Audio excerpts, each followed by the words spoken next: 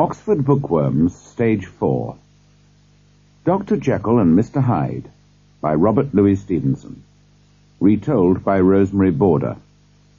Published and copyright, Oxford University Press, 1994. Cassette 1, Side 1. Chapter 1. The Mysterious Door. Mr. Utterson, the lawyer, was a quiet, serious man. He was shy with strangers, and afraid of showing his feelings. Among friends, however, his eyes shone with kindness and goodness. And although this goodness never found its way into his conversation, it showed itself in his way of life. He didn't allow himself many enjoyable things in life. He ate and drank simply, and although he enjoyed the theatre, he had not been to a play for 20 years. However, he was gentler towards other men's weaknesses, and as always, ready to help rather than blame them. As a lawyer, he was often the last good person that evil-doers met on their way to prison, or worse. These people often carried with them memories of his politeness and fairness. Mr. Utterson's best friend was a distant cousin called Richard Enfield, who was well known as a fun-loving man about town. Nobody could understand why they were friends, as they were different from each other in every way. They often took long walks together, however, marching through the streets of London in companionable silence. One of these walks used to take them down a narrow side street in a busy part of London. It was a clean, busy, friendly street with bright little shops and shiny door-knockers. Near the end of this street, however, stood a dark, mysterious, windowless building. The door had neither bell nor knocker, and looked dusty and uncared for. Dirty children played fearlessly on the doorstep, and nobody ever opened the door to drive them away. One day, as Mr. Enfield and his friend passed the building, Mr. Enfield pointed to it. "Have you ever noticed that place?" he asked. "It reminds me of a very strange story." "Really?" said Mr. Utterson. "Tell me."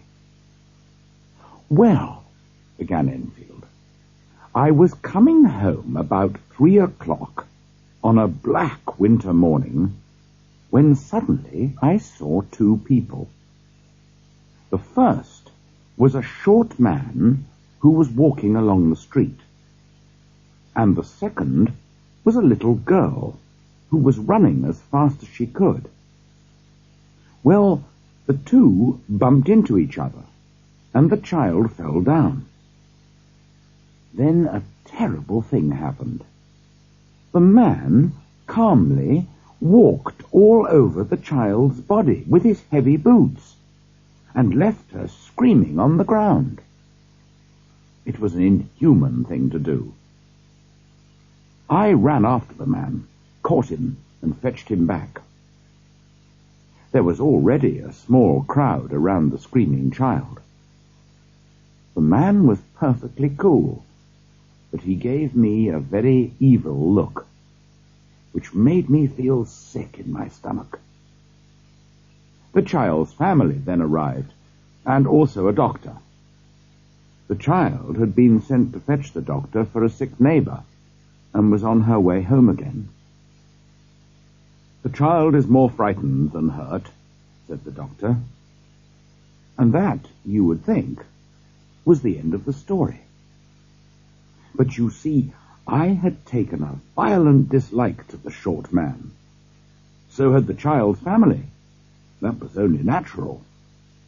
But the doctor, who seemed a quiet, kindly man, was also looking at our prisoner with murder in his eyes.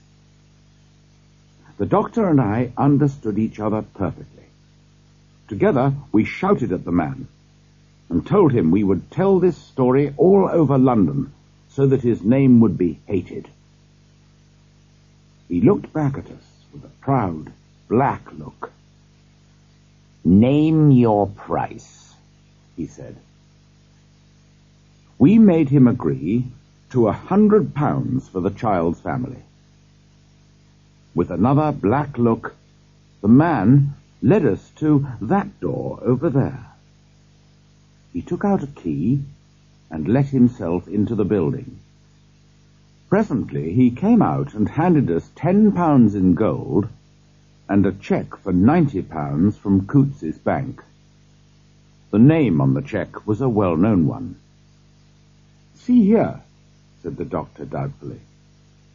"It isn't usual for a man to walk into an empty house at 4 in the morning and come out with another man's cheque for nearly £100. "Don't worry," said the man with an ugly look. "I'll stay with you until the bank's open and change the cheque myself."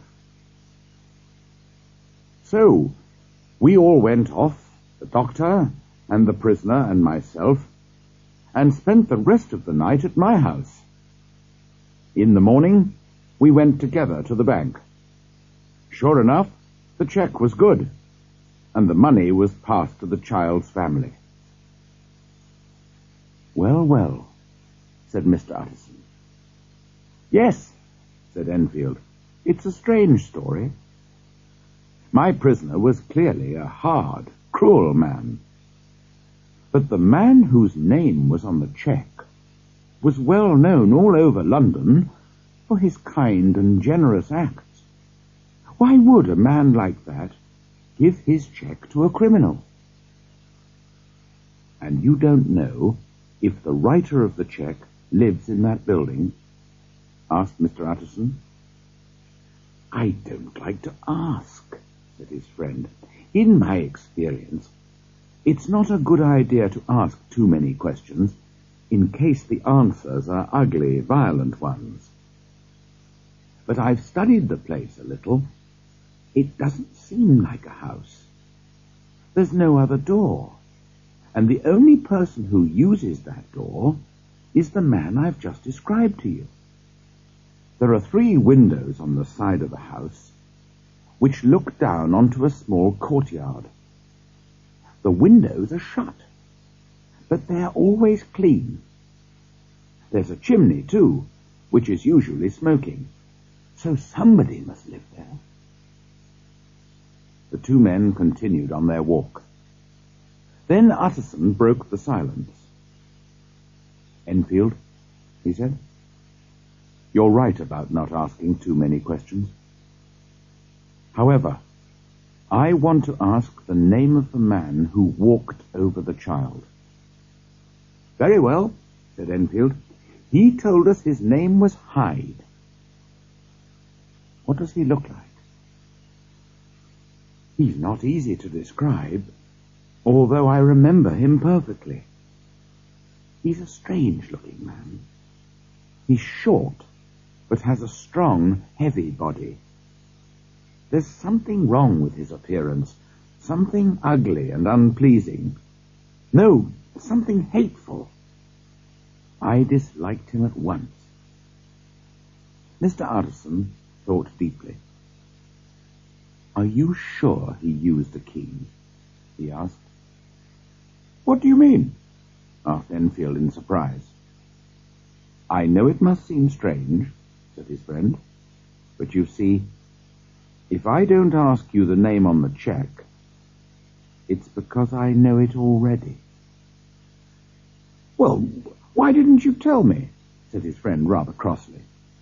"Anyway, he did have a key, and he still has it. I saw him use it only a week ago." Mr. Utterson looked at him thoughtfully, but said nothing more. Chapter 2. In Search of Mr. Hyde. After dinner that evening, Mr. Utterson went into his office and unlocked a cupboard. He took out an envelope.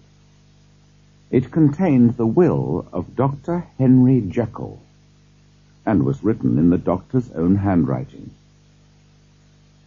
"If I die, or if I disappear for more than 3 months," the will began, "I wish to leave everything I own to my dear friend Edward Hyde." This will had both worried and annoyed Mr. Utterson. To a lawyer, it was an unusual and dangerous kind of will. It was bad enough when Edward Hyde was only an unknown name, but now that the lawyer knew something about Hyde, the will worried him more than ever. It had seemed like madness before. Now it began to seem shameful. With a heavy heart, Mr. Utterson replaced the envelope in the cupboard, put on his coat, and went to see his old friend, Dr. Lanyon. Dr. Lanyon was enjoying his after-dinner coffee. "Come in, old friend," he cried. The two men had known each other since their school days. They sat for several minutes drinking coffee and talking companionably of this and that. At last, Mr. Utterson mentioned the thoughts that were worrying him. "I suppose, Lanyon," he said, "that you and I are Henry Jekyll's oldest friends." "I suppose so," said Dr. Lanyon, "but I don't often see him now." "Really?" said Mr. Utterson in surprise. "I thought you and he were interested in the same things." "We were at one time," said Dr. Lanyon, "but more than 10 years ago, Henry Jekyll became too, well, imaginative for me. He developed some strange, wild, unscientific ideas. I told him so, and I've seen very little of him since then." Mr. Utterson looked at his friend's red, angry face. "Only a disagreement about some scientific question," he thought. "It's nothing worse than that." Calmly he continued, "Did you ever meet a friend of Jekyll's? A man called Hyde?" "Hyde?" repeated Lanyon. "No, never." Soon the lawyer said good night and went home to bed, where he lay awake for a long time, thinking about Enfield's description of Hyde and Dr. Jekyll's will. When at last he fell asleep, he was troubled by dreams. In his mind's eye, he saw a faceless man marching over the child's body. Then he saw his old friend Jekyll in bed, while the same faceless figure stood over him. The facelessness of that figure worried him deeply. "Very well, Mr. Hyde," said the lawyer to himself. "I will find you, and I will see your face for myself." During the next few weeks, Mr. Utterson spent many hours in the narrow street where Enfield had seen Hyde. He waited patiently near the mysterious door, hoping for a sight of Mr. Hyde. And one dry, clear winter night, he was successful. The street was empty and silent, and small sounds carried a long way. The lawyer heard footsteps. He stepped back into the shadows and waited. A short figure turned the corner and walked towards the mysterious door. Although Mr. Utterson could not see his face, he felt a strong, almost violent dislike for the stranger. Mr. Utterson stepped forward and touched him on the shoulder. "Mr. Hyde?" "Yes, that's my name," said the stranger coolly. "What do you want?" "I see that you're going in. I'm an old friend of Dr. Jekyll's. My name's Utterson. You must have heard my name. May I come in with you?" "Dr. Jekyll is not at home," replied Mr. Hyde. "How did you know me?" he added sharply. "First, let me see your face," replied the lawyer. Mr. Hyde hesitated for a moment. Then he stood under the streetlight, and the lawyer saw his face. "Thank you," said Mr. Utterson. "Now I shall know you again. It may be useful." "Yes," said Mr. Hyde, "it may indeed be useful. Here, too, is my address. You may need it one day." He gave the lawyer his address, which was in a poor part of London. "Good God," thought the lawyer. "Does Hyde know about Jekyll's will? Is that what he's thinking of?" But he said nothing. "And now," said Mr. Hyde, "how did you know me?" "You were described to me." "Who did that?" "I know people who know you." "Who?" asked Mr. Hyde sharply. "Dr. Jekyll, for example," said the lawyer. "He never told you!" cried Mr. Hyde in sudden anger. "Don't lie to me!" And before the lawyer could answer, he turned the key in the lock and disappeared into the house. Mr. Utterson stared at the closed door. "Why do I dislike him so much?" he said to himself. "Enfield was right. There is something evil about the man. Poor Henry Jekyll, I'm worried about you. Your new friend will mean trouble for you."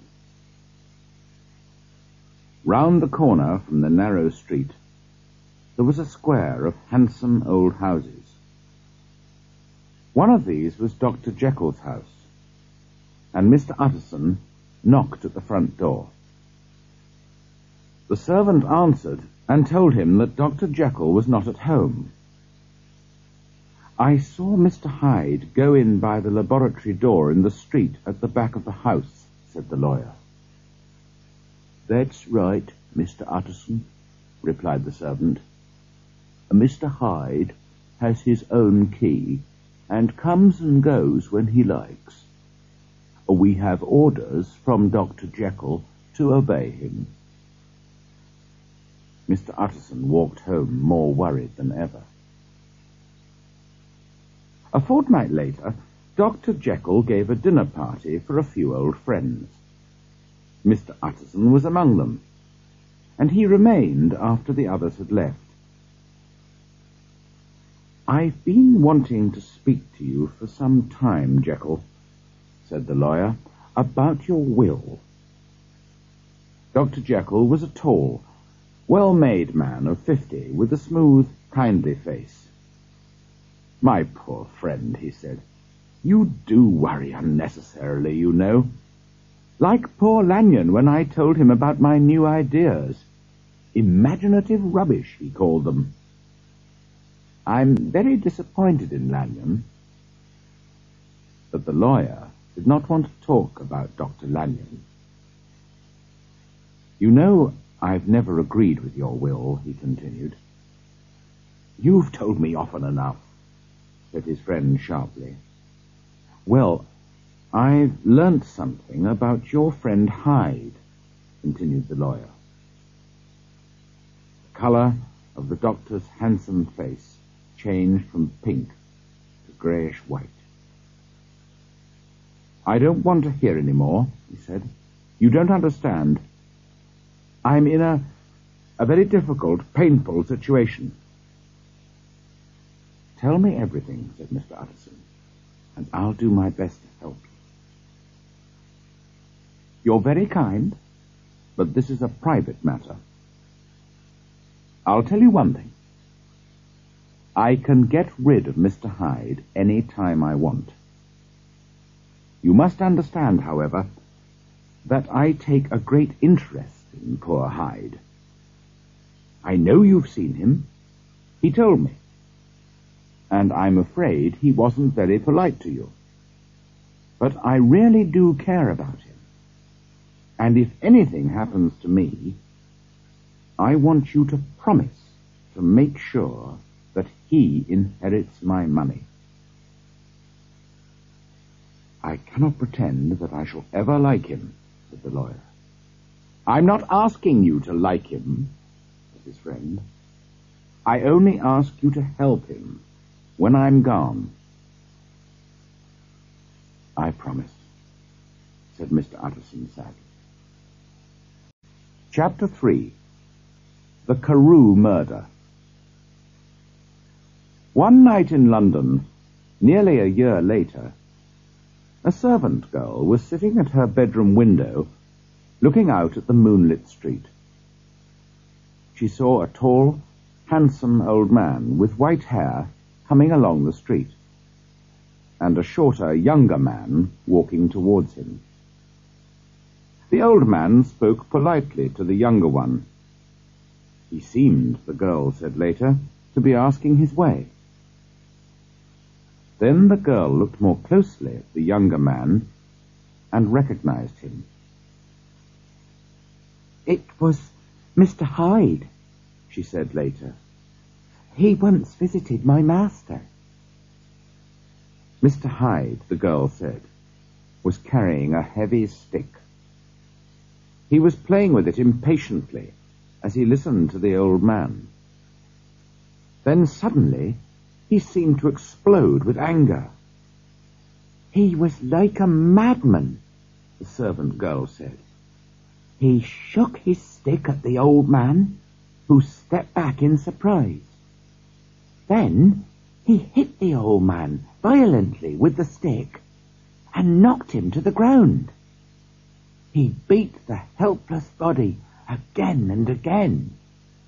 I could hear the bones breaking.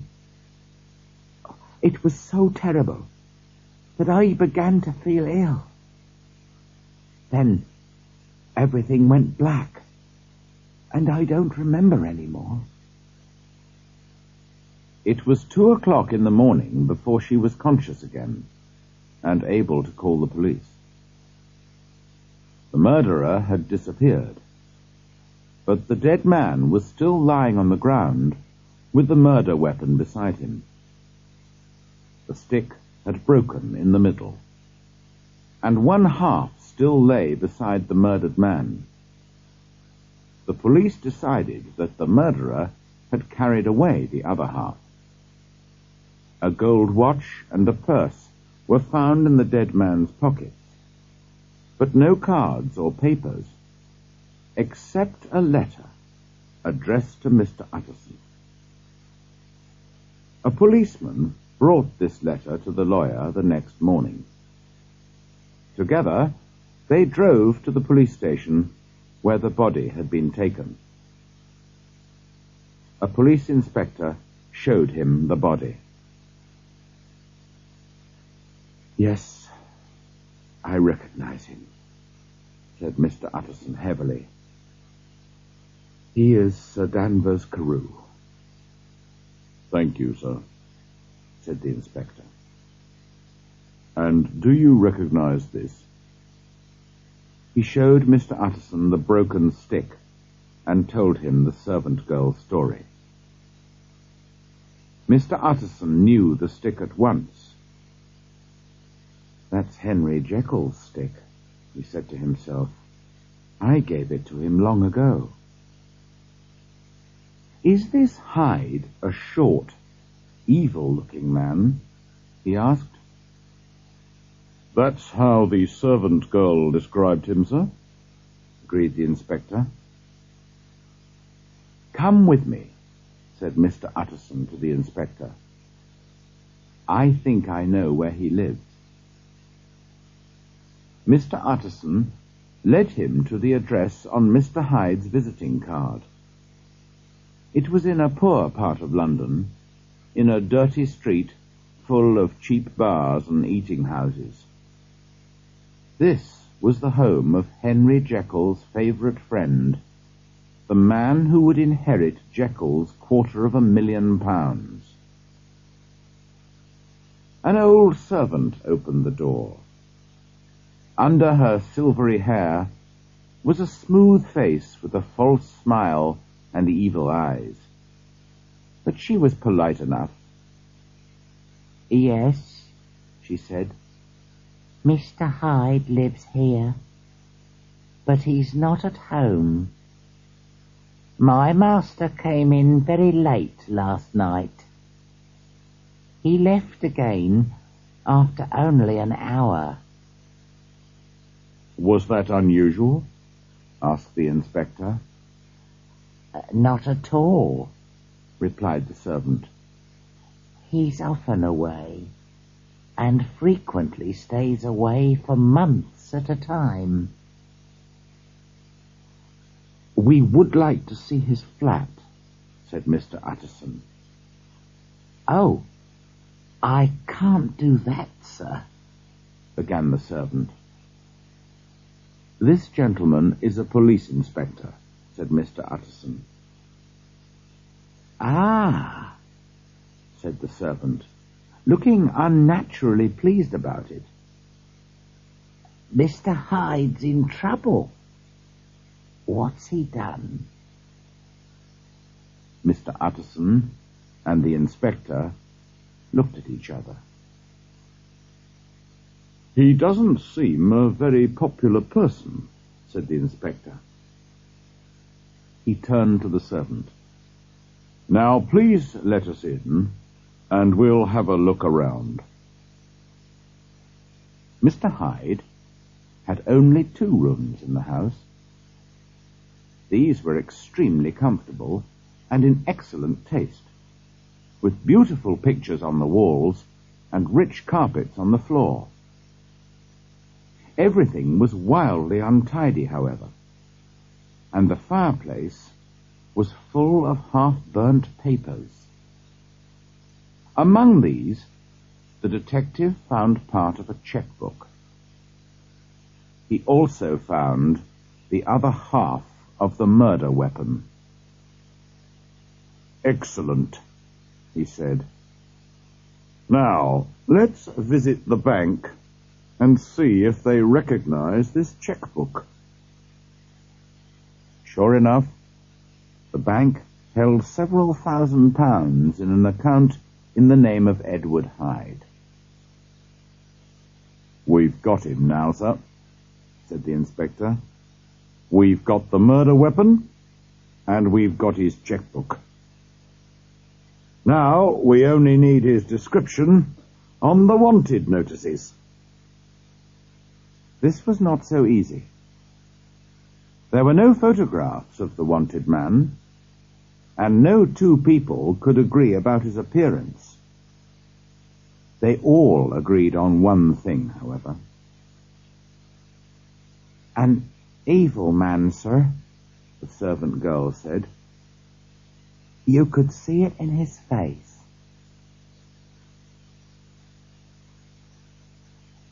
End of Side 1. Cassette 1. Side 2. Chapter 4. Dr. Jekyll receives a letter. Later that same afternoon, Mr. Utterson found his way to Dr. Jekyll's house. Jekyll's servant, Poole, let him in at once, and took him through the kitchen, across the back garden, to the laboratory behind the house.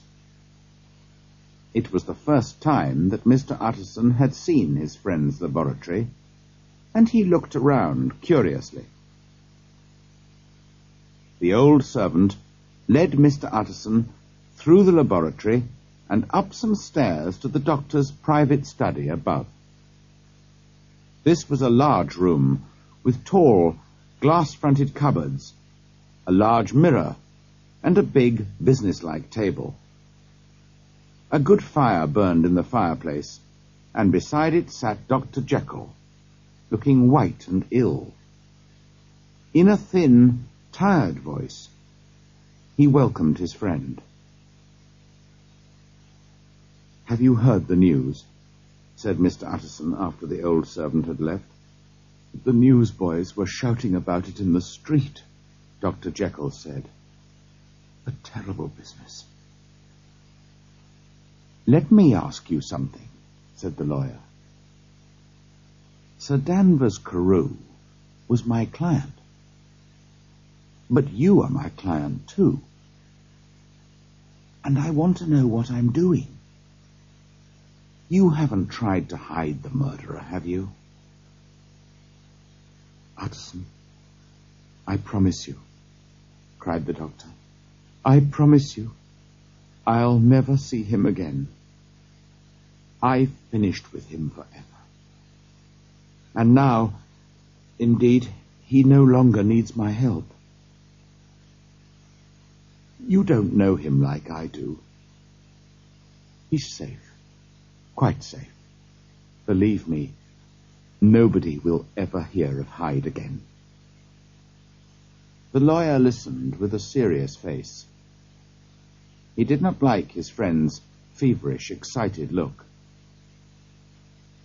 "You seem very sure of him," he replied. "I hope you're right.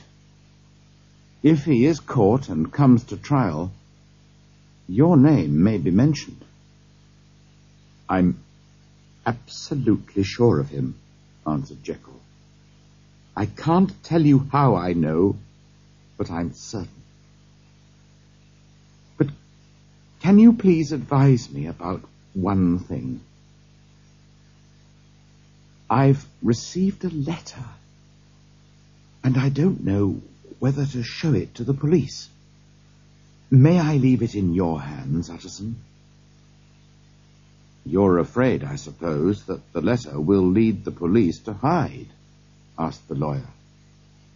"No," said Dr. Jekyll. "I don't care what happens to Hyde. I was thinking of my own reputation. Anyway, here is the letter." It was written in a strange, pointed handwriting and signed Edward Hyde. "I am sorry that I've been so ungrateful in the past for your many generous acts," it began. "Please don't worry about me. I am quite safe, and I am certain that I can escape unharmed whenever I wish." "Did this letter come by post?" asked the lawyer. "No," replied Dr. Jekyll. "There was no postmark on the envelope. The letter came by hand." "Shall I keep the letter and think about it?" asked Mr. Utterson. "I want you to decide for me," answered his client. "I'm not sure of anything any more." "Very well," said the lawyer. "Now tell me, the part in your will about disappearing for 3 months or more, was that Hyde's idea?" "It was," whispered Dr. Jekyll. "He was planning to murder you," said the lawyer. "You've had a lucky escape." "I've had a lesson, too," said his client in pain and sadness. "Oh, what a lesson!" And he covered his face with his hands. On his way out of the house, the lawyer stopped and spoke to Poole. "By the way," he said, "a letter was handed in today for your master. Who brought it? And what did he look like?" "Nobody came except the postman, sir," said the servant in surprise. "That worries me," thought Mr. Utterson as he walked home. "Clearly the letter arrived by the laboratory door. Perhaps it was even written in the study. I must think about this carefully. In the street, the newsboys were still shouting, "Read all about it! Terrible murder!" The lawyer's thoughts were sad. One of his clients was dead, and the life and reputation of another were in danger. Mr. Utterson did not usually ask anyone for advice. Today, however, was different. That evening, he sat by his fireside with his chief clerk, Mr. Guest, beside him. The lawyer and his clerk had worked together for many years and knew and understood each other. Also, Mr. Guest had been involved in business with Dr. Jekyll and knew him well. Outside, it was foggy and dark, but the room was bright and warm, and there was a bottle of good whiskey on the table. "This is a sad business about Sir Danvers Carew," said Mr. Utterson. "Yes, indeed, sir.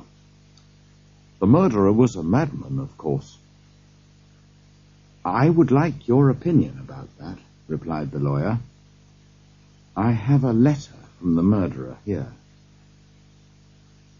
Mr. Guest was interested in the study of handwriting. His eyes brightened at once. "A murderer's letter?" he said. "That will be interesting." He looked carefully at the writing.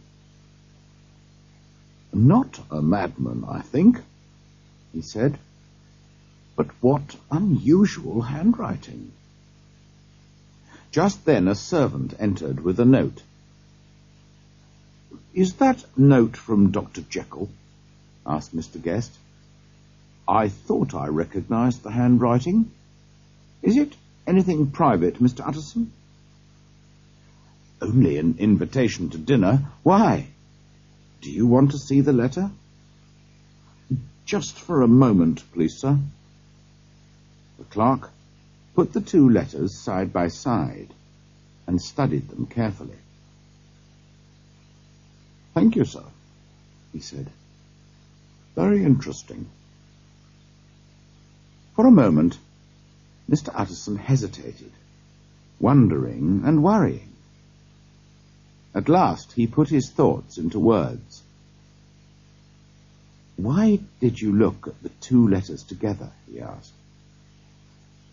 "Well, sir, in many ways the two are surprisingly similar." "How strange." "Mr. Guest, I must ask you not to speak of this business to anyone." "Of course not, sir," said the clerk. "You can depend on me." Shortly afterwards, he said good night to his master and made his way home. When he was alone, Mr. Utterson locked the two letters in his cupboard. "Well," he thought, "so Henry Jekyll wrote that letter for a murderer." His face was as calm and expressionless as usual, but his heart was filled with fear for his old friend. Chapter 5. The Death of a Friend. Time passed. The search for Mr. Hyde continued. Sir Danvers Carew was an important and popular man, and the police tried desperately to arrest the murderer and bring him to trial. But there was no sign of Mr. Hyde himself, although the police and the newspapers discovered a lot about his past life. Nobody, it seemed, could say one good word about the wanted man. He was a cruel, violent man who had lived an evil life full of hate and jealousy. None of this, however, was any help to the police. Mr. Hyde had just disappeared. As time went by, Mr. Utterson became calmer and more at peace with himself.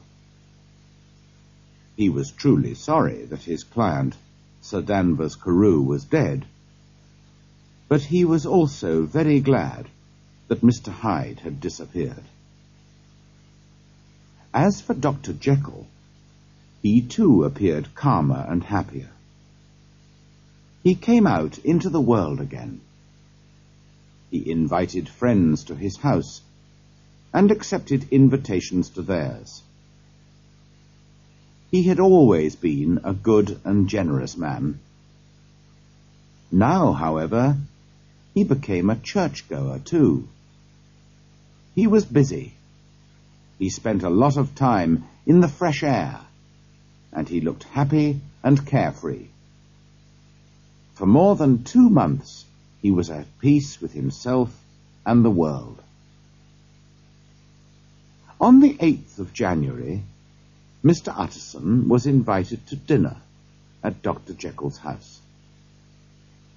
Dr. Lanyon was there too.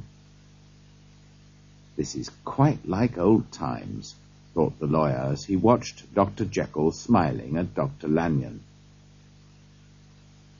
On January the 12th, however, and again on the 14th, Dr. Jekyll refused to see visitors.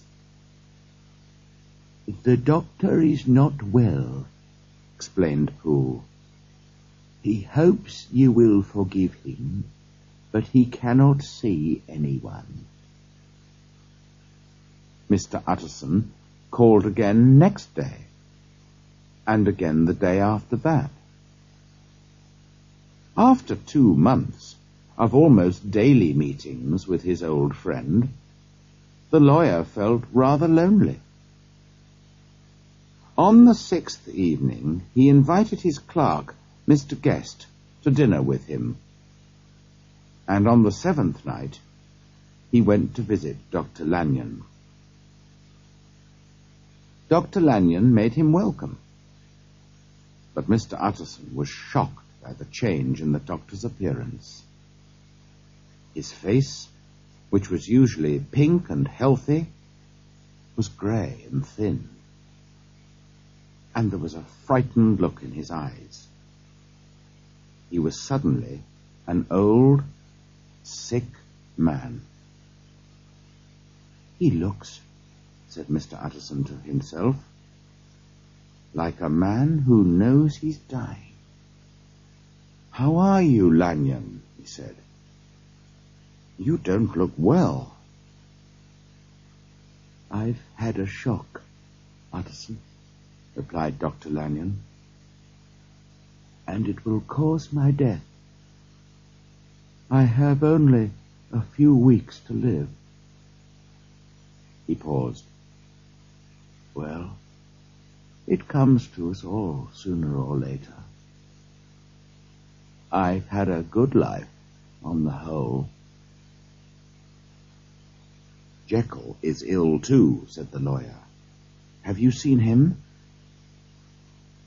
At the name of Jekyll, the look on Dr. Lanyon's face changed. "Please," he said, holding up a trembling hand, "don't speak that name in this house." "Oh, dear," said Mr. Utterson. He hesitated for a moment. "The 3 of us have been friends all our lives, Lanyon. We are too old now to make new friends. Can't you forgive and forget? Perhaps I can help." "Nothing can be done," replied Dr. Lanyon. "Ask him yourself." "He won't let me into the house." "That doesn't surprise me. One day, Utterson, after I am dead, you will perhaps learn the full story. Meanwhile, if you can sit and talk to me of other things, please stay." Just don't mention that person. As to think about him. As soon as he got home, Mr. Utterson wrote to Dr. Jekyll. In his letter, he asked why Jekyll refused to let him into his house, and why he and Dr. Lanyon were no longer friendly. The reply was long, and not always easy to understand. I am not angry with our old friend, Dr. Jekyll wrote, but I agree with him that the two of us must never meet again. Meanwhile, you must forgive me if from now on I live a very quiet life. If you find my door closed to you, it's because I must travel this dark, dangerous road alone. I have done wrong, and I'm being punished for it, and nobody can help me. What is this? Thought Mr. Utterson. Hyde has disappeared. Jekyll is his normal self again. At least, he was until last week. Has he gone mad? Then he remembered Dr. Lanyon's words. There is something more, he said to himself. Something mysterious, but I have no idea what it is. A week later, Dr. Lanyon was too ill to leave his bed. 2 weeks after that, he was dead. After his friend's burial, Mr. Utterson went home and into his office. From his locked cupboard, he took out an envelope, which he had received soon after his friend's death. In Dr. Lanyon's handwriting, G.J. Utterson, private. The lawyer turned the envelope over and over in his hands before he opened it. What terrible news could it contain? With trembling hands, Mr. Utterson opened the envelope. Inside was another envelope, with the words, "Not to be opened until the death or disappearance of Dr. Henry Jekyll." The lawyer could not believe his eyes. Death or disappearance? The words were the same as in Dr. Jekyll's will. I understand why Jekyll wrote those words, Mr. Utterson to himself, but why did Lanyon write them too? For a moment, he wanted to open the envelope and uncover the mystery there and then. But Mr. Utterson was too honest a man and a lawyer to do that. He knew he must obey his friend's and client's last wish. He locked the envelope away in his cupboard beside Dr. Jekyll's will. The lawyer was desperately worried about his friend, Dr. Jekyll. He was afraid for him, too. He called at the house, but the doctor always refused to see him. "How is he, Poole?" Mr. Utterson asked the old servant one day. "Not very well, sir. He spends all his time in the study above his laboratory. He sleeps there as well. He seems very silent and uneasy. Something is worrying him, sir, but he won't tell anyone." For a long time, the lawyer called almost every day. Little by little, however, he became tired of his friend's refusal to see him, and his visits became less frequent. Chapter 6. The Face at the Window. One Sunday, Soon afterwards, Mr. Utterson was walking with his friend Enfield when they happened to pass through the narrow side street again. Enfield pointed to the mysterious door. "Well," he said, "that story's finished. We shall never see Mr. Hyde again." "I hope you're right," said the lawyer. "Did I tell you? I once saw Hyde too, and had the same strong feelings of dislike for him as you did. What an evil man." "I agree," said his friend.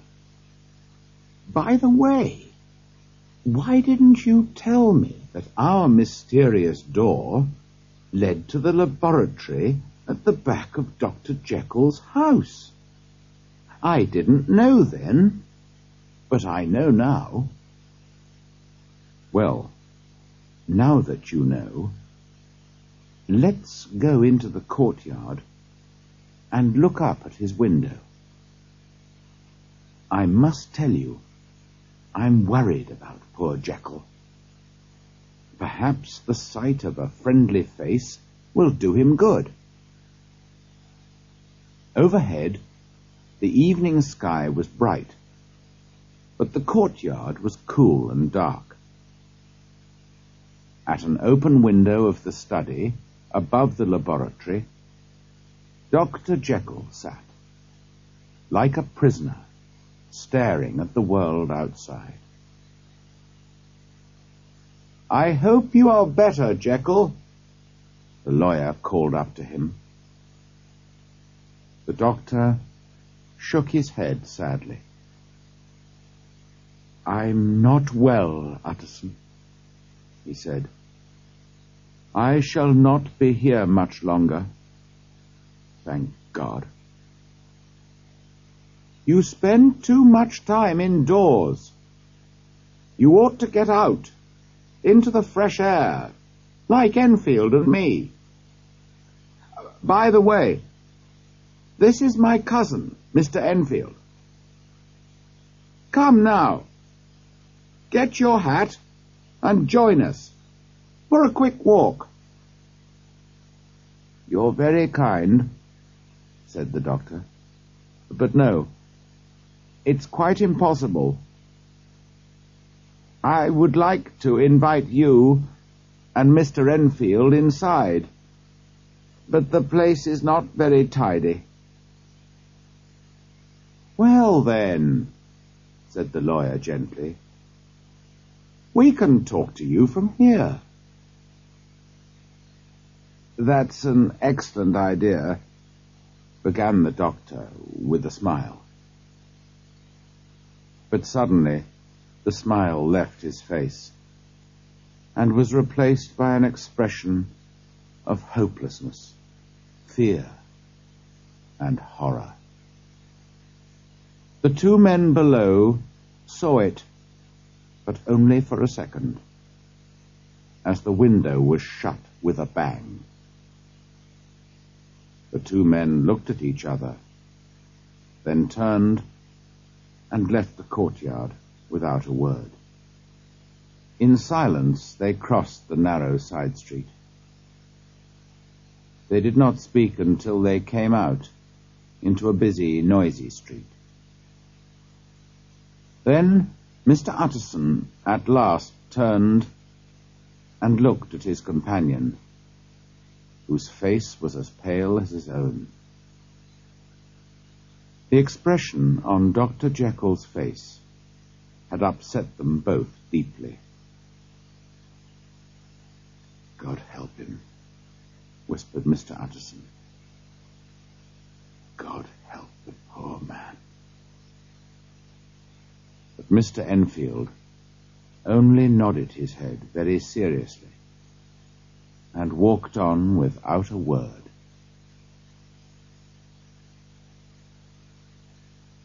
End of Side 2. Cassette 2. Side 1. Chapter 7. The Last Night.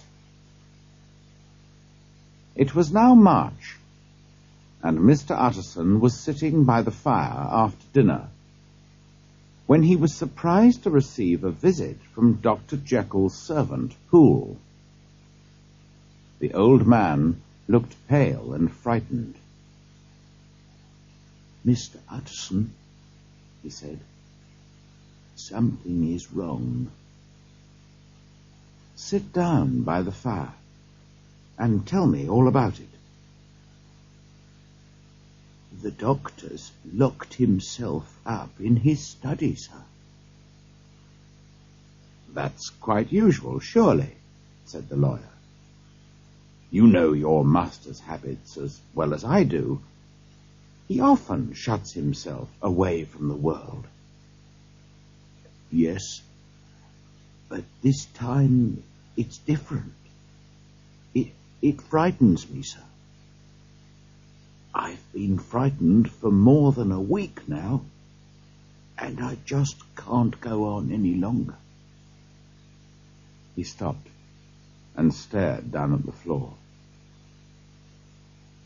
"Try and tell me, Poole," said Mr. Utterson gently. "Something terrible to my master.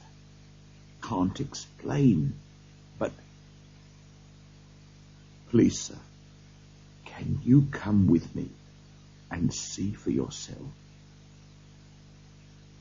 At once, Mr. Utterson fetched his coat and hat. "Thank you, sir," whispered Poole gratefully. Together they made their way to Dr. Jekyll's house. It was a wild, stormy night. To Mr. Utterson, the streets seemed strangely empty and lonely. The square, when they reached it, was full of wind and flying dust. The thin trees were blowing wildly, and untidy grey clouds were sailing past a pale, sickly moon. "Well, sir," said Poole, "here we are, and I hope that nothing is wrong."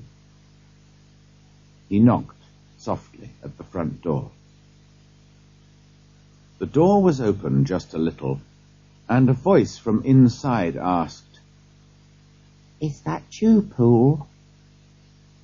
"Yes, open the door." The hall, when they entered, was brightly lit. A good fire was burning. The room was full of people. Every servant in the house was there. They looked like a crowd of frightened children. "What's all this?" said the lawyer. "What are you all doing here? Your master would not be pleased."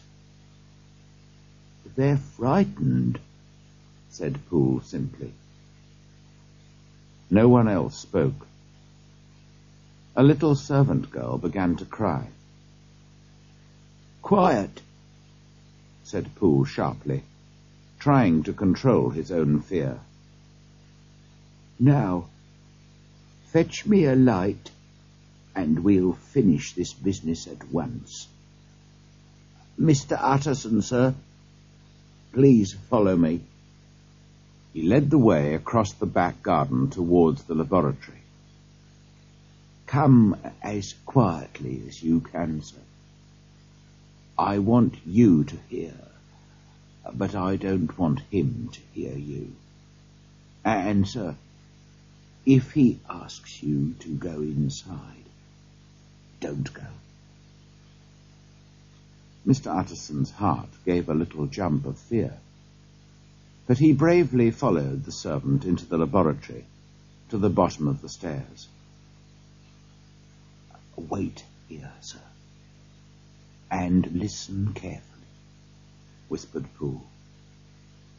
He himself, again controlling his fear, climbed the stairs and knocked on the study door. "Mr. Utterson would like to see you, sir," he called. "Tell him I cannot see anyone," said a voice from inside the study. "Thank you, sir," said Poole. He led Mr. Utterson back across the garden and into the house. "Sir," he said, "was that my master's voice?" The lawyer's face was pale. "It has changed," he said. "Changed? You're right," said Poole. "I've worked for Dr. Jekyll for 20 years. That was not my master's voice. Someone has murdered my master. 8 days ago, we heard his voice for the last time. 'Dear God!' he cried. Then no more. The voice you heard just now was the voice of his murderer."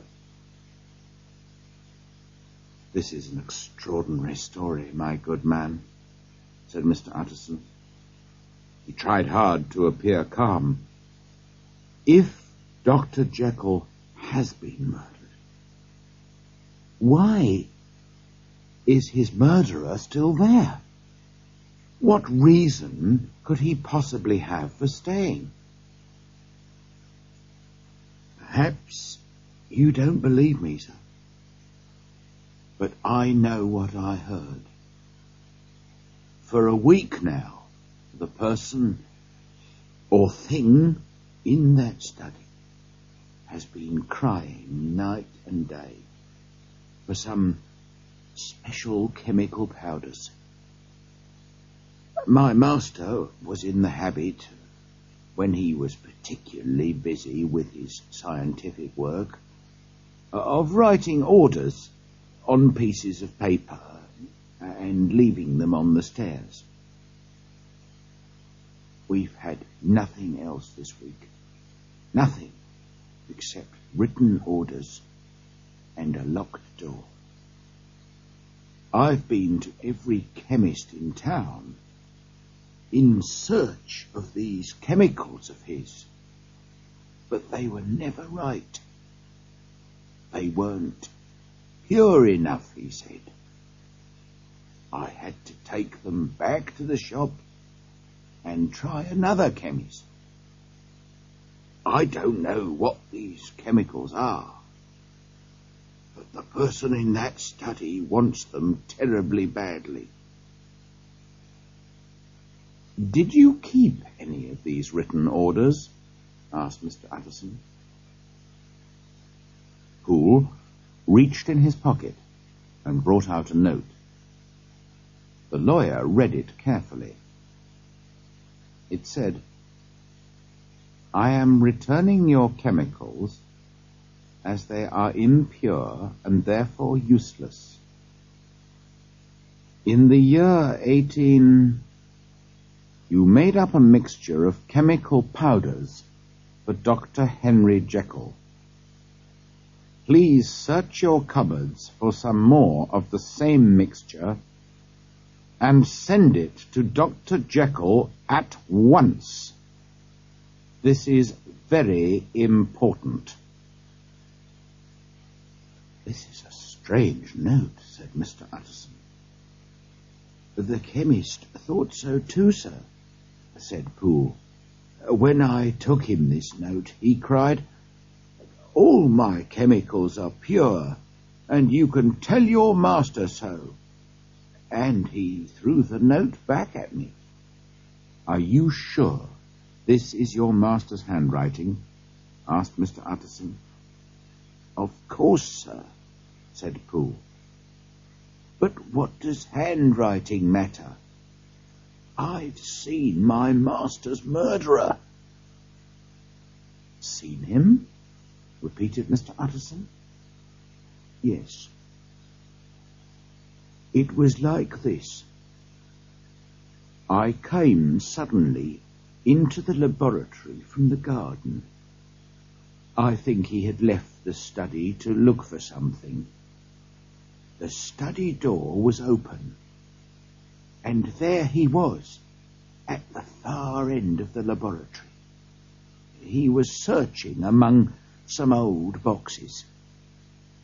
He looked up when I came in, gave a kind of cry, and ran upstairs and into the study. I only saw him for a moment, but my blood seemed to freeze. Sir, if that was my master, why was he wearing a mask over his face? If it was my master, why did he cry out like a trapped animal and run away from me? I've been his servant for 20 years. And then... Poole paused and covered his face with his hands, too upset to speak. "This is all very mysterious," said Mr. Utterson. "But I think I begin to understand. Your master, Poole, is ill, and the illness has changed his appearance. Perhaps that also explains the change in his voice. It certainly explains the mask and the way he has been avoiding his friends. And of course, he's searching for these chemicals because he believes they will make him well again. Dear God, I hope he's right. Poor Jekyll. That is my explanation. It's sad enough, Poole, but it's normal and natural, and there's nothing to be alarmed about." "Sir," said the servant, "that thing was not my master. My master is a tall, fine, well-built man. The stranger was much shorter. Sir, I have been with my master for 20 years, and I know his appearance as well as I know my own. No, sir, that thing in the mask was never Dr. Jekyll, and I believe that it murdered my master." "Poole," said the lawyer, "if you say that, I must make sure. We must break down the study door." "You're right, Mr. Utterson," cried the old servant. "Very well. Will you help me? If we are wrong, I'll make sure that you're not blamed for it." "There's an axe in the laboratory," suggested Poole. "You realize, Poole," said Mr. Utterson, "that this may be dangerous for us both. Let us now be honest with each other. This masked figure that you saw, you're certain that it was not your master?" "That's right, sir." "Did you, in fact, recognize it?" "Well, sir, it was all so quick that I'm not really sure. But, well, I think it was Mr. Hyde. It was short, like Mr. Hyde, and it moved in the same light, quick, active way. And who else could come in by the laboratory door from the street? You must remember, sir, that At the time of the Carew murder, Mr. Hyde still had the laboratory key with him. But that's not all. Mr. Utterson, did you ever meet Mr. Hyde? Yes, replied the lawyer. I once spoke with him. Then you will know, sir, that there is something strange about Mr. Hyde. Something evil. I agree with you, said Mr. Utterson. I felt something like that too. Yes, sir. Well, when that thing in the mask jumped out from behind the boxes and ran up the stairs, I had exactly the same feeling.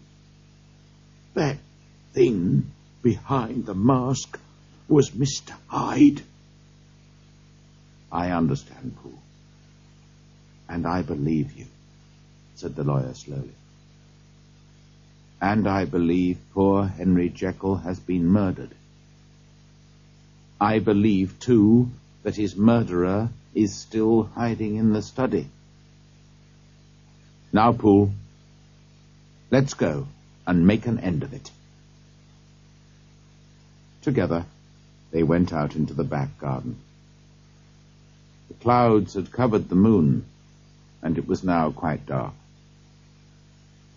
As they passed silently by the wall of the laboratory, they stopped and listened. Further away, they could hear the everyday noises of a London evening. From the study above them, however, came the sound of footsteps moving backwards and forwards across the floor. It walks like that all day, sir, whispered Poole. Yes, and most of the night, too. It only stops when some more chemicals arrive from the chemist. Ah, sir, listen to that. Do you think those are my master's footsteps? The short, light steps were indeed very different from Henry Jekyll's long, heavy ones. Have you anything else to tell me, Poole? Asked the lawyer heavily. Once, said Poole, I heard it weeping. Weeping? Repeated Mr. Utterson in horror. Weeping like a lost child, said the old servant. It tore my heart. I felt like weeping too.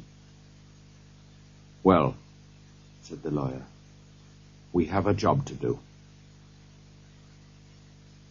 They went into the laboratory and climbed the stairs to the study. Jekyll, called the lawyer in a loud voice, I must see you. He paused for a moment, but there was no reply. If you refuse to let me in, then I'll break down the door. Utterson, said a voice from inside the study, I beg you to leave me alone. That's not Jekyll's voice, shouted Mr. Utterson.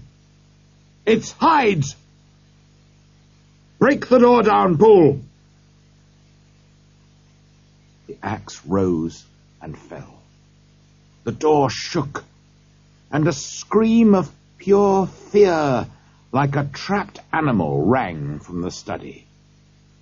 Again the axe crashed against the door, but the wood was strong, and the lock was well made. At last, however, the door fell inwards upon the carpet. The two men stared into the study. They saw a warm, comfortable room with a good fire burning in the fireplace, and a few papers on the big table. A friendly, homely room. But face down, in the middle of the floor, there lay the body of a man.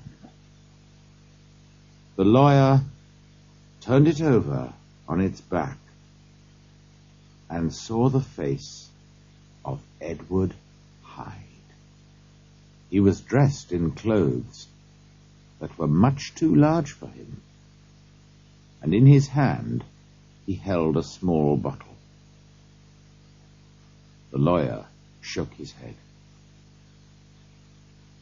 "He's taken poison, Poole," he said. "I fear we've come too late to save Dr. Jekyll, and too late to punish his murderer, too. Now we must find your master's body."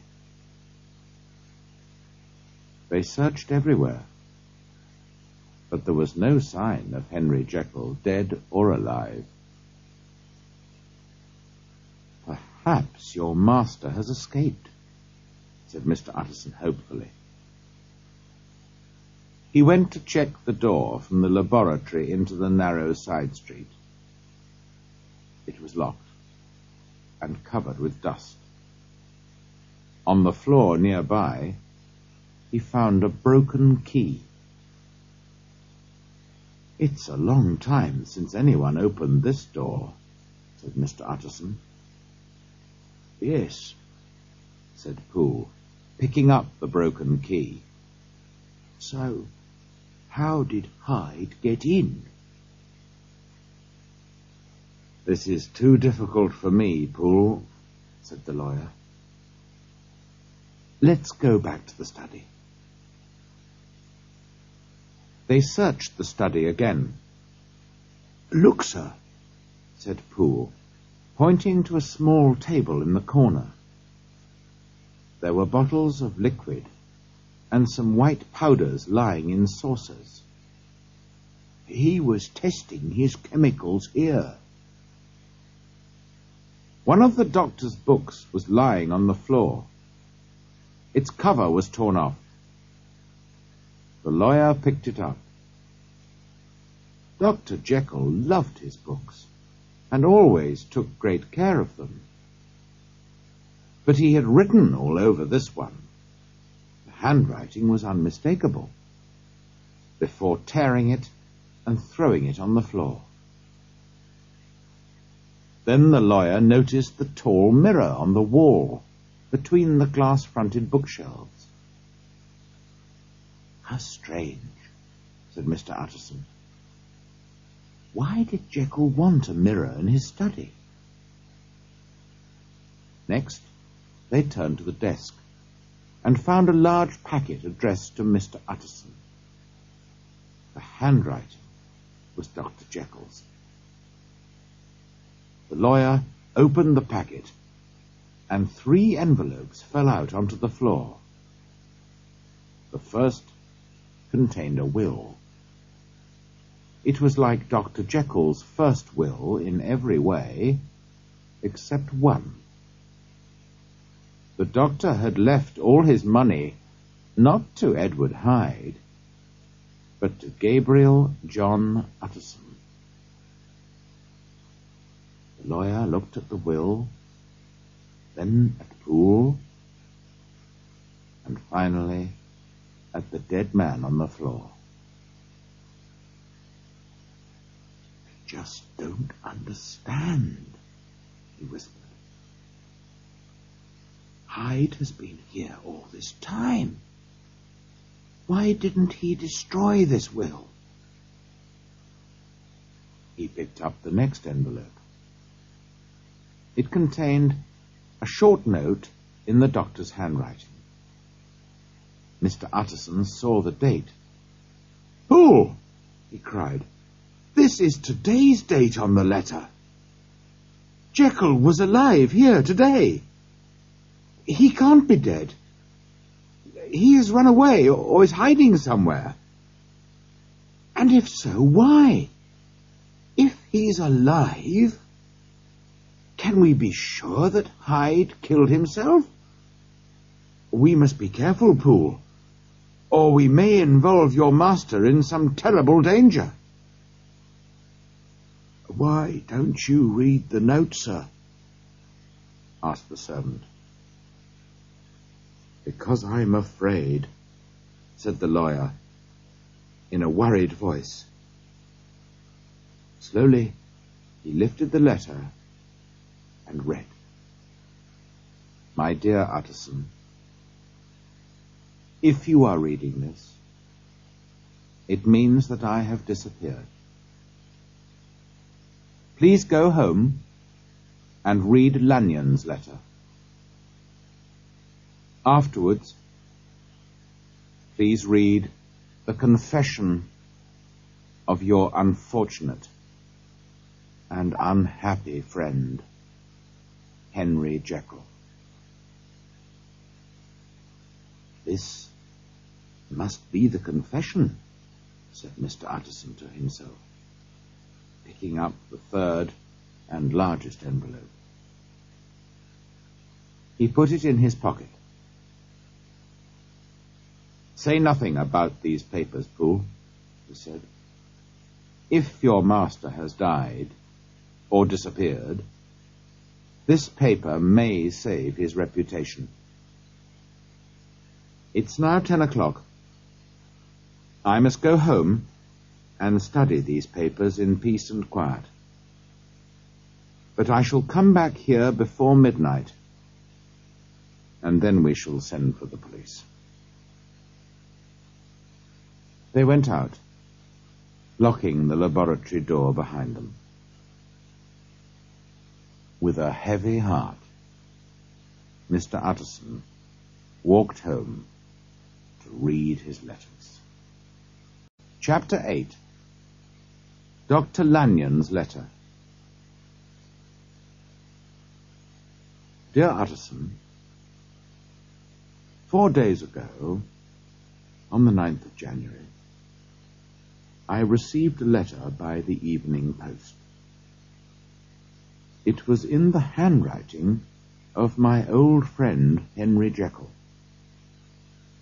I was rather surprised, as we were not in the habit of writing to each other, and I had had dinner with him the night before. When I came to read the letter, I was even more surprised. The letter said, Dear Lanyon, you are one of my oldest friends. Although we have sometimes disagreed on scientific matters, I have always remained your friend. I would do anything for you, Lanyon. Please, will you do something for me now? Please, old friend, come to my house at once with this letter in your hand. Poole, my servant, has his orders. He will be here with the locksmith. Break the lock of my study door, and then you must go in there alone. Open the glass-fronted cupboard on the left-hand side and look on the fourth shelf from the top. On it, you will find some packets of chemical powders, a small bottle, and a book. Please take everything back to your house. If you leave as soon as you receive this letter, you should be back home before midnight. At that time, you will receive a visit from a man. Please give him the bottle, the powders, and the book, and I shall always be grateful to you. Do not fail me, Lanyon. Believe me, my life and my peace of mind depend on you. I am in fearful danger, and only you can save me. Your friend, Henry Jekyll. After reading this letter, I was sure that Dr. Jekyll was mad. But a friend is a friend, and so I went at once to his house. Jekyll's servant had received by the same post a letter similar to mine, and he was waiting for me with the locksmith. Together we went through the old laboratory and climbed the stairs to the doctor's private study. The door was very strong, with an excellent lock, but the locksmith knew his job. Soon the door stood open, and I entered the study. I opened the cupboard and found the shelf. Sure enough, the powders, the bottle, and the book were there, and I took them home with me. At home, I looked at everything more carefully. There were several packets of white powder and a bottle of red, strong-smelling liquid. The book contained nothing except a list of dates, going back several years. The last date was nearly a year ago. Here and there, the doctor had added a few words. The word double appeared very early in the list, followed by the word failed. Double appeared in the list several more times. What was Jekyll doing? The book looked like a list of unsuccessful experiments. How could I, by taking these things to my house, save my friend's life and peace of mind? And what was the reason for this midnight visitor? I put my old gun in my pocket. Then I put everything in a box for my midnight visitor to collect. At midnight exactly, there was a knock on my door. A short man was standing in the shadows. "Are you from Dr. Jekyll?" I asked. He bent his head. Although I could not see his face, there was something unpleasing about him, and I was glad I had a weapon. I invited him into the house, and there, in the bright light, I took a closer look at him. His appearance was extremely strange. His clothes were very well made and expensive, but they were far too large for him. He looked like a child wearing his father's clothes, but there was nothing childlike about this man. He was short, as I have said, but very strong. At the same time, there was a look of sickness and horror about him, and his face was a mask of pain, violence, and hate. As a doctor, I could perhaps feel sorry for him. As a man, I felt only fear and dislike. "Have you got it?" said the stranger impatiently, reaching out his hand and touching my arm. His touch made my blood run cold. I shook off his hand. "Come, sir," I said calmly. "Sit down and introduce yourself." "I apologize, Dr. Lanyon," the stranger said more politely. "Dr. Henry Jekyll sent me here on an important matter. I have to collect something from you." I gave him the box. He took it with trembling hands. "At last!" he cried. He turned to me. His face was deathly pale. "Have you a medicine glass?" he asked. I gave it to him. He put a little of the red liquid in the glass and added a packet of powder. A small cloud of smoke rose from the glass, and the colour of the liquid changed from red to purple, and from purple to a watery green. The stranger put the glass down on the table and looked sharply at me. "And now," he said, "choose carefully. You can leave the room now, or you can stay and experience something new, something unknown to science. You can be rich, famous, and successful, if only you will believe." "Sir," I said, trying to remain calm, "I don't understand what you're trying to say, and I think you are probably mad.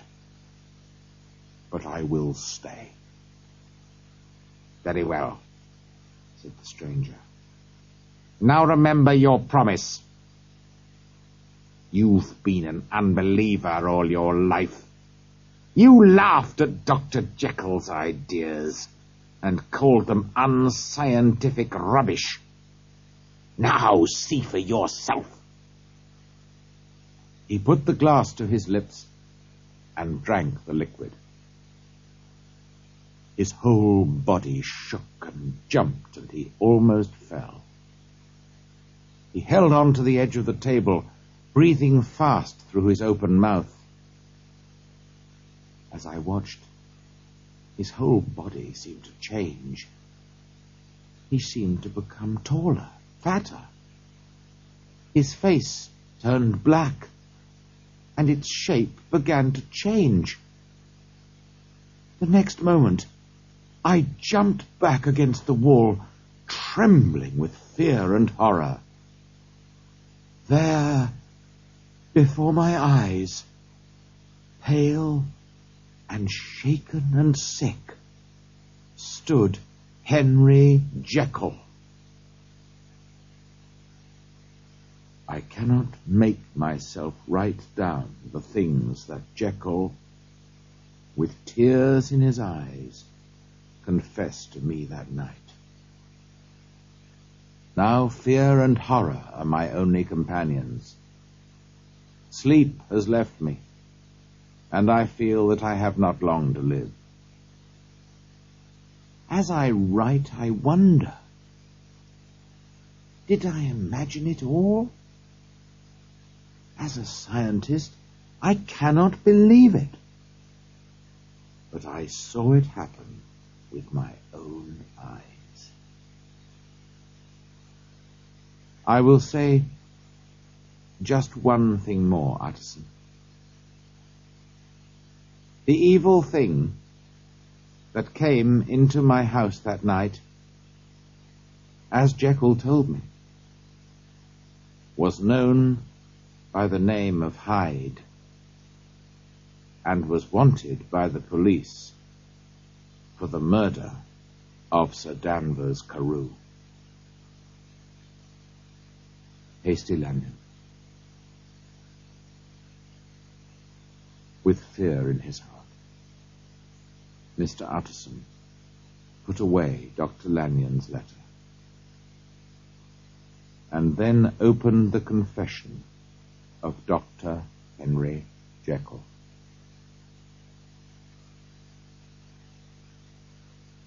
End of Side 1. Cassette 2.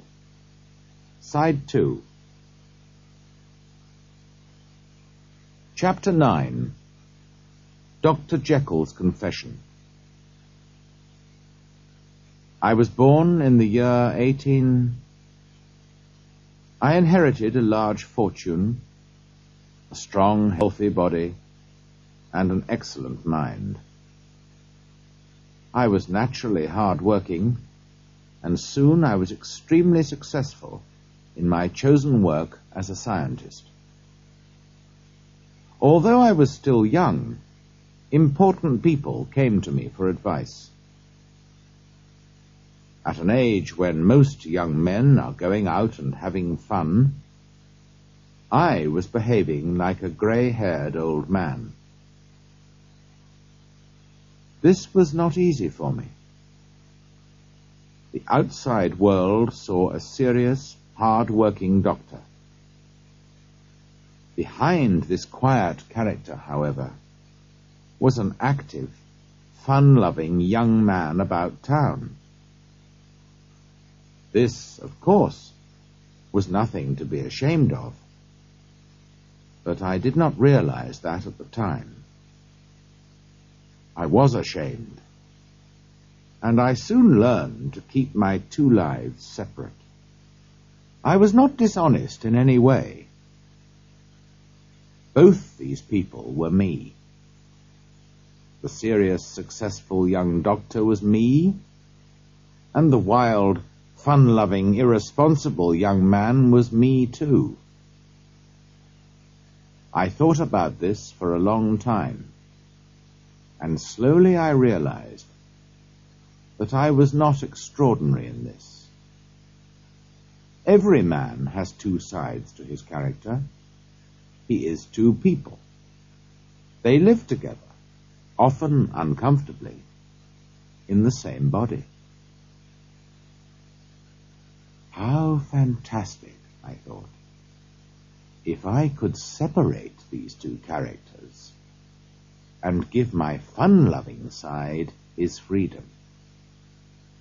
Then he could go out and enjoy himself unashamedly, and leave serious, studious Dr. Jekyll to get on with his important life-saving work.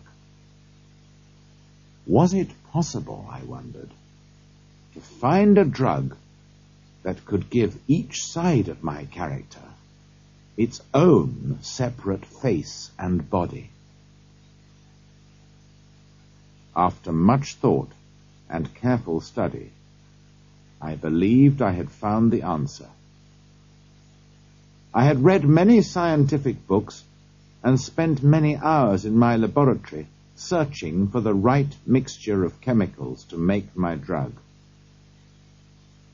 At last, I had everything I needed except a special kind of salt. I bought some from a chemist, and then I was ready. I hesitated for a long time before I began my experiment. Only a small mistake in the mixture of the drug could mean immediate death. But in the end, my wish to know was stronger than my fear. And so, late one disastrous night, I mixed everything together and prepared my drug. I watched the smoke rising from the liquid as it changed color from red to purple and at last to green. Then, bravely, I drank every bitter drop. I felt a violent sickness in my stomach and a terrible pain in all my bones. The room seemed to turn round and round, and I trembled with fear. Then the fear and pain disappeared, and a strange, sweet feeling took its place. Wild thoughts danced through my mind. They were not good, serious thoughts. They were the wild passions of an evil and cruel stranger. But inside myself, I felt younger, lighter, more carefree than ever before. If this is pure evil, I thought, I like it. I stood there, enjoying these strange new thoughts and passions, and suddenly realized that I was shorter. At that time, there was no mirror in my study. Later, I put one on the wall of my study so that I could watch these changes in my appearance. Now, however, it was 3 o'clock in the morning, and all the servants were asleep. I decided it was safe to go to my bedroom in my new body and take a look at myself in the mirror there. I crossed the garden and entered my house like a stranger. As I came into my room, I saw Edward Hyde for the first time. At that time, the good side of my character was stronger than the evil side. Henry Jekyll had his faults, but he was mostly a good, kind man. I cannot be sure, but I believe that is the reason why Edward Hyde was so much smaller than Henry Jekyll. But that was not the only difference between the two men. Henry Jekyll had a kind, open, honest face. Pure evil stared out of Edward Hyde's eyes. I felt no dislike, however. Indeed, I welcomed him. Edward Hyde was me, young and strong, and full of life. Later, however, I noticed that Hyde's appearance and manner had a strong effect on other people. Nobody could meet Edward Hyde without a feeling of dislike and horror. I believe I understand the reason for this too. Everyone is a mixture of good and evil. Even the worst criminal has a little good in him. Only Edward Hyde was pure evil. I stood for a long time staring at the mirror. Am I trapped? I wondered. If I am, I must leave this house before daylight. If I don't, I shall be arrested as a thief. I hurried back to my study. With trembling hands, I mixed another dose of the drug and drank it. Again I felt that terrible pain and sickness. But a few seconds later, I found myself with the face and body and character of Henry Jekyll once more. I blame myself for the things that happened later. It was not the fault of the drug. That was neither good nor evil. But it opened the prison doors and allowed Edward Hyde to escape. Soon he was out of control.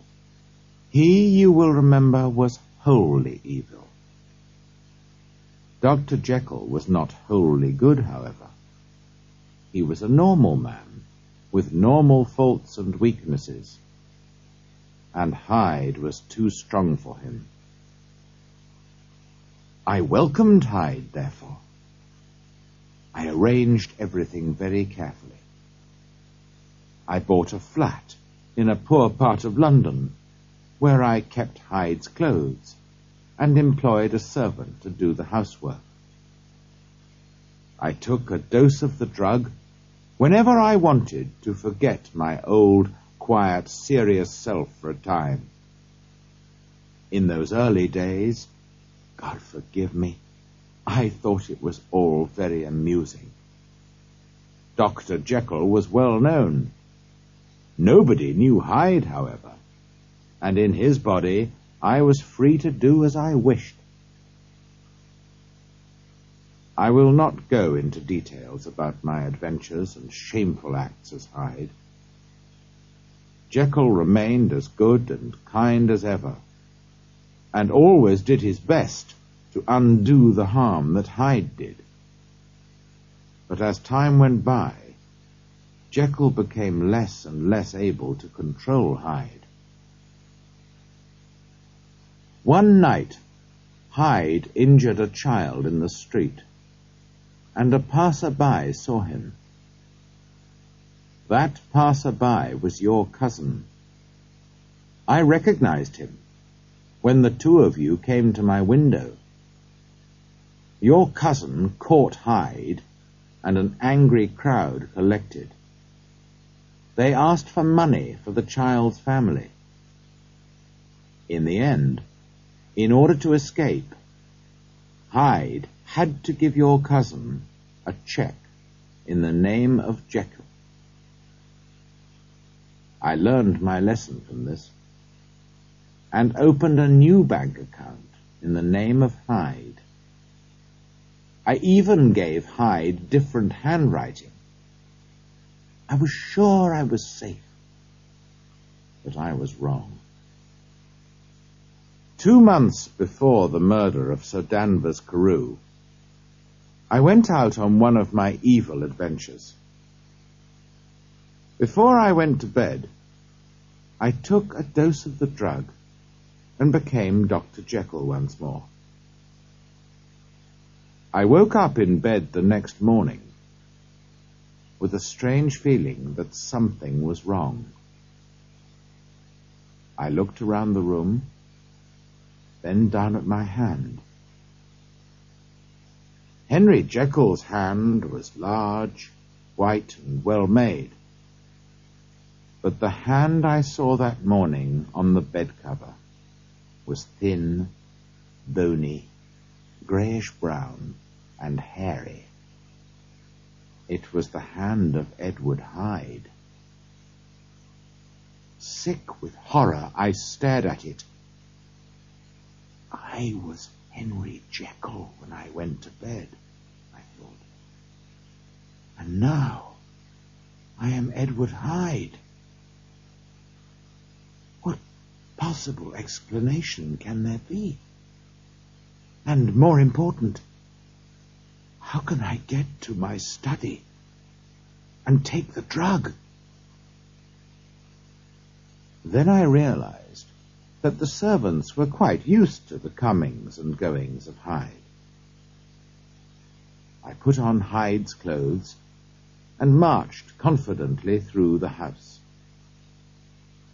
Poole stared in surprise to see Mr. Hyde so early in the morning, but I did not care.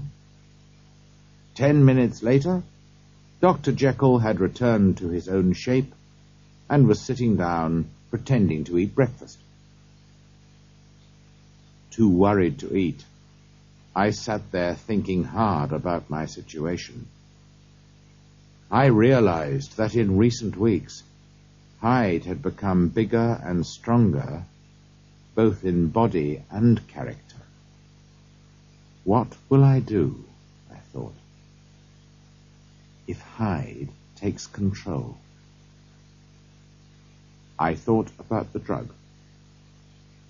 Once, in the early days, it had failed completely, and sometimes I had had to take a double dose before I changed into Hyde. Now, however, it was quite easy to become Hyde. The problem was to become Jekyll again after my adventures.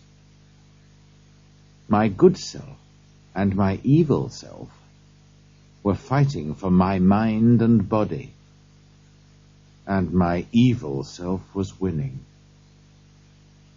I knew I had to choose between the two, and I chose Dr. Jekyll. Perhaps I was not wholly serious about this, however, because I did not sell Hyde's flat or destroy his clothes. For 2 months, I lived the life of a quiet and responsible man. But soon, I began to miss Hyde, his strong young body, his love of life, and his dark adventures in the narrow, nameless streets of London. One night, when my life as Jekyll seemed impossibly dull and boring, I mixed a dose of the drug and drank it. It was like opening the door of a cage and letting a wild animal escape. That night I became a madman and beat Sir Danvers to death for no reason at all. I felt only a wild delight as I hit his body again and again. Afterwards, I ran to the flat and destroyed all my papers. I was not ashamed of my crime. Instead, I was filled with a high, sweet excitement. I relived the murder as I walked back home through the streets. I felt strong and masterful. Edward Hyde had a song on his lips as he mixed a dose of the drug. "Your very good health, Sir Danvers." He laughed as he drank. A moment of terrible pain. Then poor Henry Jekyll fell to his knees and begged God to forgive him. When I was myself again, I locked the door that led from the street to my laboratory. I broke the key and threw it away. "Goodbye forever, Mr. Hyde," I whispered. The next day, the news of the murder was all over London. The servant girl had seen the crime and recognized Mr. Hyde. My other self was wanted by the police. In some ways, I was glad. Now Hyde could not show his face to the world again. If he did, every honest man in London would be proud to report him to the police. Once again, I led a busy, responsible, and almost happy life. Until one fine, clear January day. I was sitting on a seat in the park, enjoying the sunshine, when suddenly I felt deathly sick. I began to tremble all over. Soon, however, I felt well again. Not only well, but young, strong, and fearless. I looked down. My clothes were suddenly too big. The hand on my knee was the bony, hairy hand of Edward Hyde. It was so sudden. One moment, I was a famous and popular doctor. The next, I was a violent criminal who was wanted for murder. How could I get to my study to take the drug? I had locked the street door to my laboratory and broken the key. I could not, therefore, enter from the street. I could not go in through the house because of the servants. I needed help from outside. I thought of Lanyon, but how could I reach him? And how could I persuade him to let Hyde into his home? How, too, could I persuade him to break into Dr. Jekyll's private study? It looked impossible. Then I remembered.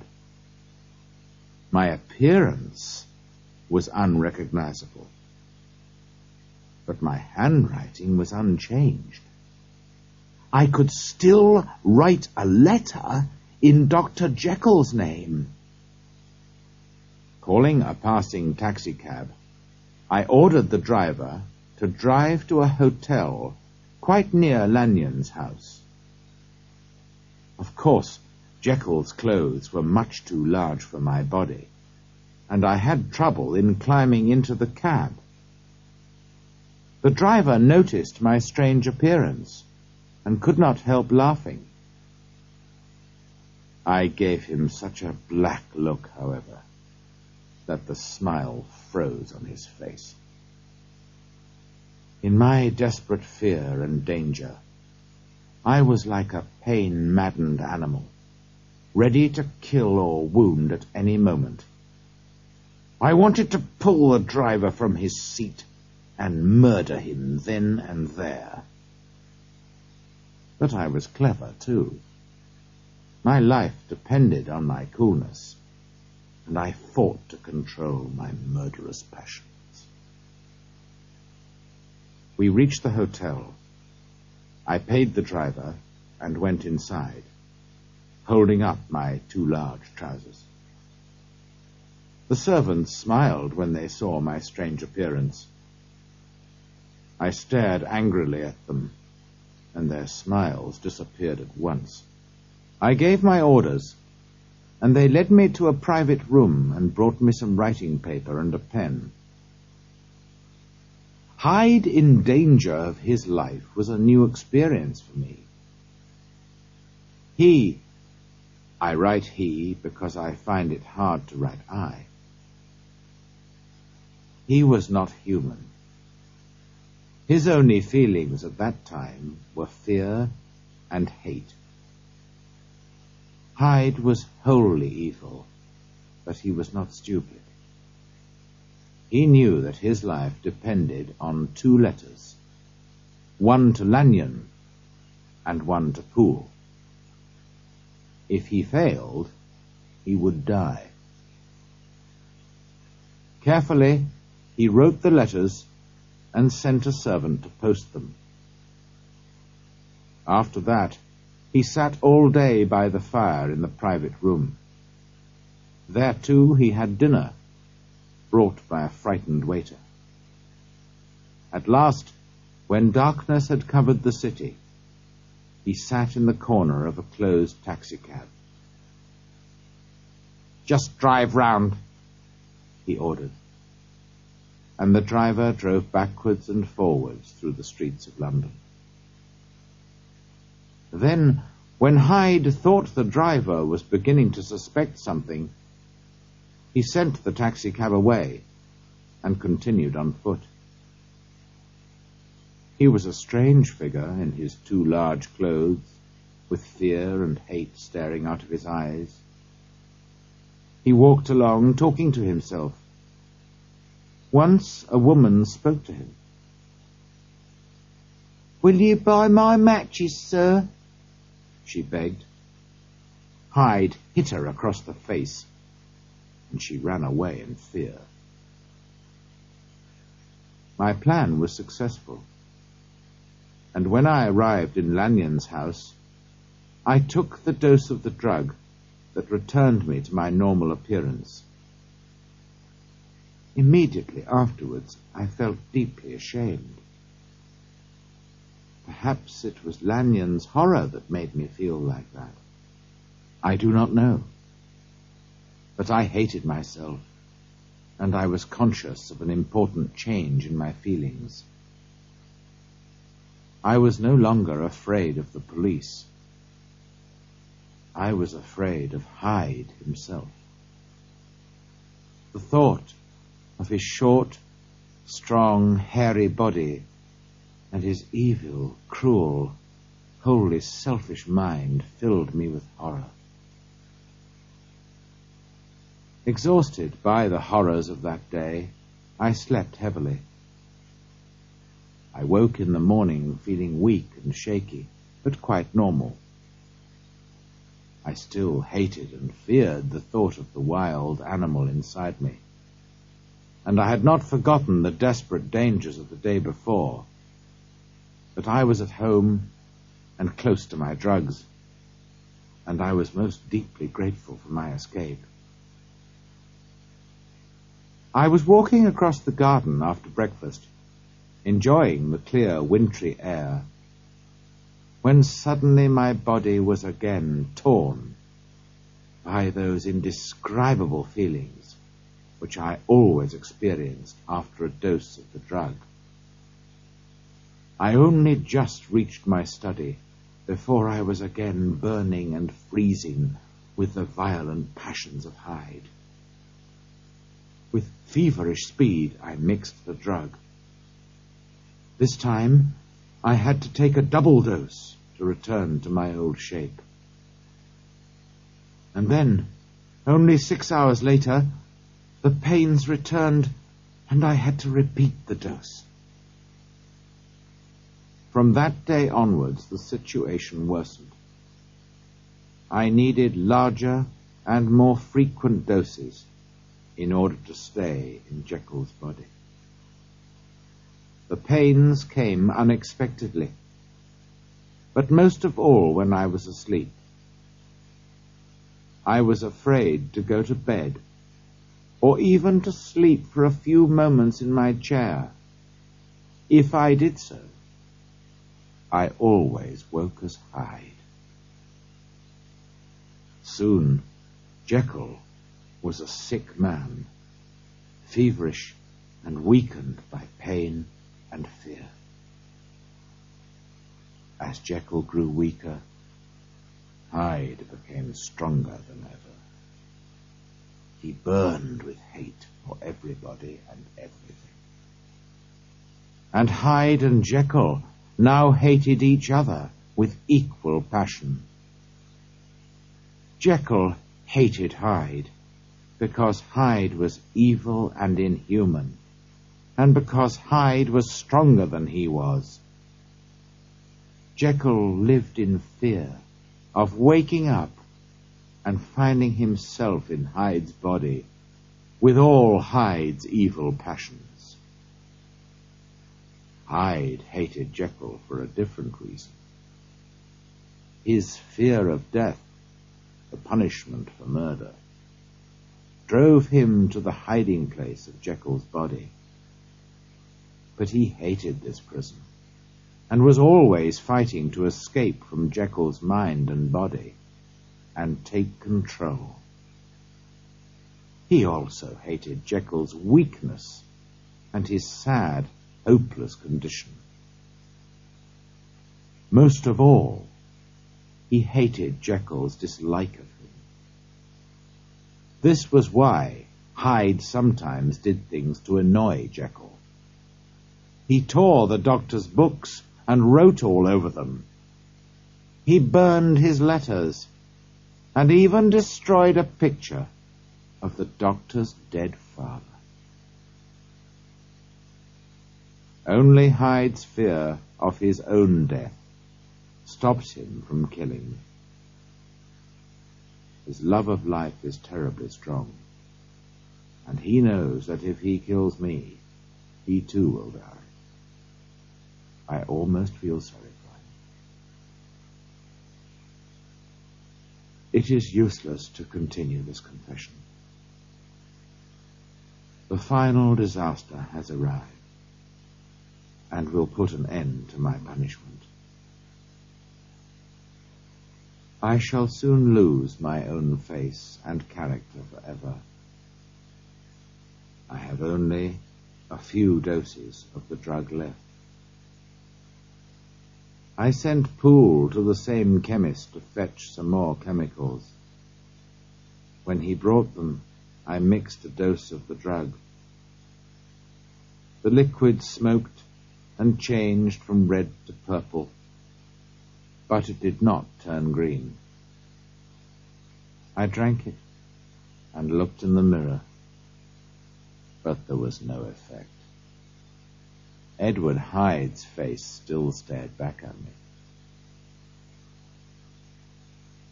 I expect Poole has told you that I have searched London for the chemicals I need. It is no good.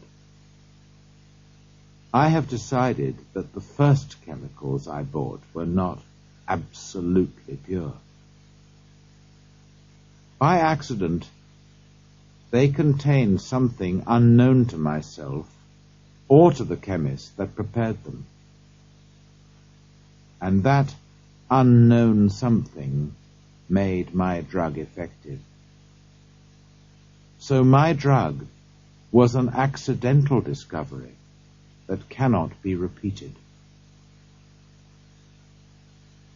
About a week has passed.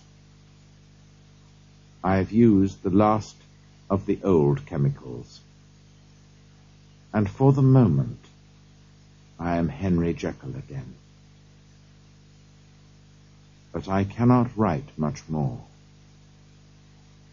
I have very little time. If Hyde returns while I am writing this confession, he will tear it to pieces to annoy me. If I finish it, however, he will probably not notice it. He lives only for the moment, and he is already a changed man. He is like a trapped animal now. He sits in my chair, trembling and weeping with hate and fear. All the time, he listens for the policeman's knock at the door. Will he be caught at last and put to death? Or will he be brave enough to take a dose of poison at the last moment? Well,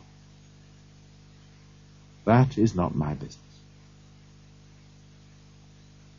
This is the true hour of my death. When you read this, the Henry Jekyll you know will be dead. The rest of the story is about Edward Hyde. Now, as I put down my pen,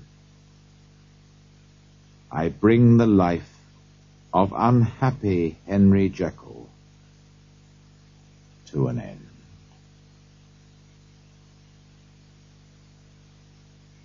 End of side 2.